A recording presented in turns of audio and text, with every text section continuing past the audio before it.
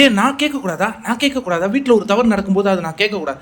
கேளு சுபிக்ஷா, ஒன்று யாரும் இல்லைன்னு சொன்னது. ஆனால் என்ன நடந்ததுங்கிறது கரெக்டாக தெரிஞ்சுக்கிட்டு தானே கேட்கணும். நீ என்ன சொல்கிற? பிரஜன் பக்கம் நியாயம்னு சொல்கிற. ஏன் வாட்டர்மெலன் அந்த வார்த்தையை சொல்லியிருப்பார் அப்படின்னு சொல்கிறேன். ஆனால் அவர் வந்து கேஷுவலாக அவரும் வியானாவும் பேசிக்கிட்டு இருந்தாங்க.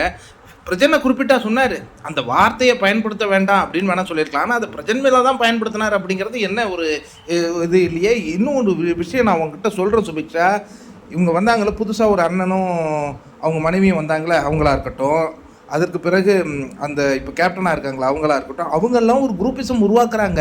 இங்கே குரூப்பிசம் இருக்குன்னு அவங்க ஒரு குரூப்பிசம் உருவாக்குறாங்க. அது உனக்கு தெரியலையா? அதில் எஃப்ஜே போய் வேற கலந்துக்கிட்டு இருக்கிறான். இப்போ அவன் அந்த குரூப்பிசத்துக்கு போயிருக்கிறான். இது உனக்கு தெரியாத நீ வந்து கருத்து பேசிக்கிட்டு இருக்கிய. என்னடா துஷார் நீ சொல்கிற? அவங்கள குரூப்பிசம் பண்ணுறாங்க. ஆமாம் சுபிக்ஷா, நான் தான் பார்க்குறேனே, எல்லாத்தையும் பார்க்குறேனே. உனக்கு தெரியலையா இதெல்லாம்? என்ன உனக்கு நல்ல தெளிவாக இருப்பேன்னு நான் நினச்சேன். நீ என்னென்ன இப்படி சொல்லிகிட்டு இருக்கிய அப்படிங்கிற மாதிரி துஷார் வந்து சுபிக்ஷா கிட்ட கேட்டுக்கிட்டு இருக்கிற அந்த காட்சிகளை பார்க்குறோம். எல்லாருமே இந்த கெஸ்ட்டுகள் போகிறதுக்காக வெயிட் பண்ணுறாங்கங்க. ஏன்னா கெஸ்ட்டுகள் இருக்கும்போது நம்ம ரொம்ப அமைதியாக டீசன்சியாக இருந்துருவோம், அவங்க போனதுக்கு பிறகு இதை பற்றியெல்லாம் பேசுவோம் அப்படின்னு முடிவெடுத்திருக்காங்க.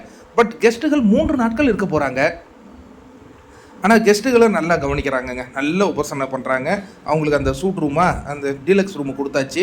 அங்கே நல்லா அழகாக அவங்க ஓய்வு எடுத்துக்கிட்டு இருக்காங்க. இதில் என்னென்னா சோஷியல் மீடியாவில் வேறு தீபக் இவரை வறுத்து விட்டார், பிரியங்கா இவரை நசுக்கி விட்டார், மஞ்சரி இவரை நொசுக்கி விட்டார்னு இதுங்க சப்போர்ட்டருக்கு ஏற்ற மாதிரி இதுங்க வீடியோ போட்டுக்கிட்டு இருக்கிற அந்த காட்சிகளையும் நம்ம ஒரு புறம் பார்த்து சிரித்து கொண்டு இருக்கின்றோம். ஏன்னா இவங்கெல்லாம் வந்து எக்ஸ் கண்டஸ்டன்ட்ஸ். அவங்க என்ன பண்ண முடியும்? வந்து ஏதாவது 4 வார்த்தை பேசணும். பேசுனா நசுக்கி விட்டார், பொசுக்கி விட்டார். ஐயோ எப்பா, உண்மையாலே நீங்களாம் காசு கொடுத்து தான் வேலை செய்கிறீங்களாடா? எனக்கு உண்மையாலே அந்த சந்தேகம் வருது. யாரா கொடுக்குறா உங்களுக்கு? சரி, இதை பற்றி உங்கள் கருத்து என்ன? அதாவது துஷார் பேசுகிறாருங்க. பாவம் துஷார் இப்போ தான் கொஞ்சம் வெளிப்படுறாரு. ஆனால் ஓவர் 4 வாரம் கிரகித்த நிலையிலே இருந்தது ஓவர் தான். பார்ப்போம், கடைசி பாட்டமில் தான்ப்பா இருக்க.